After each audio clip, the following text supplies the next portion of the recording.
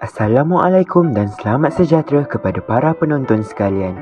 Kami merupakan pelajar perikanan praktikum K4 AP13 Kolej Matrikulasi Johor. Di video ini saya akan menerangkan serba sedikit mengenai subjek makroekonomi di bawah topik 2 iaitu perikanan pendapatan negara. Di bawah topik ini kita akan berjumpa dengan subtopik 2.1 iaitu kaedah pengiraan. Sekarang saya akan menunjukkan beberapa contoh soalan dan kaedah pengiraan bagi menjawab soalan-soalan yang diberikan. Ini merupakan soalan yang diberikan. Seperti yang anda semua lihat, soalan telah memberikan satu jadual yang mempunyai maklumat mengenai KDNK, BFLN, PFLN dan susut nilai. Soalan pertama menyuruh kita untuk mencari pendapatan faktor bersih luar negeri iaitu PFBLN. Rumus untuk mendapatkan pendapatan faktor bersih luar negeri adalah pendapatan faktor dari luar negeri PFLN tolak bayaran faktor ke luar negeri BFLN. Oleh itu, PFBLN sama dengan 100 juta ringgit tolak 250 juta ringgit. Maka, pendapatan faktor bersih luar negeri adalah negatif 150 juta ringgit. Seterusnya, soalan menyuruh untuk mencari keluaran negara kasar. Rumus bagi keluaran negara kasar KNK adalah keluaran dalam negara kasar KDNK tambah pendapatan faktor bersih luar negeri PFBLN.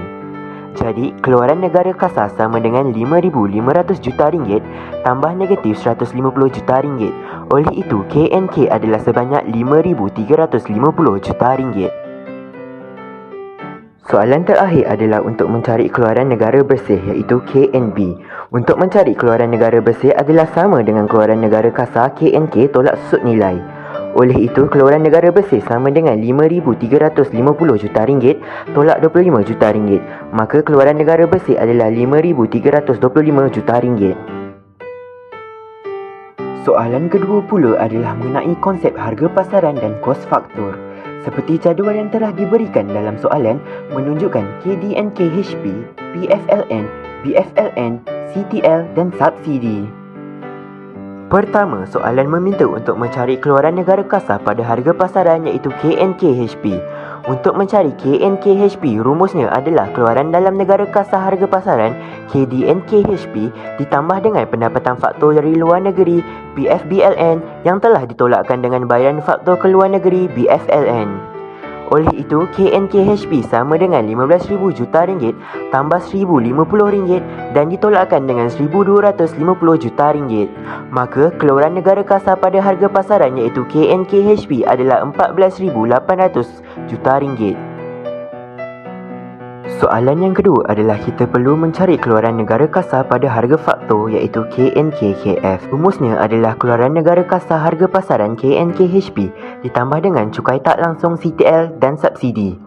Oleh itu, 14,800 juta ringgit tambah 1,150 juta ringgit dan kemudian ditambahkan dengan 1,400 juta ringgit. Maka keluaran negara kasar pada harga faktor adalah 15,050 juta ringgit. Saya rasa itu saja penerangan serba sedikit mengenai subjek makroekonomi di bawah topik 2 iaitu perikanan pendapatan negara.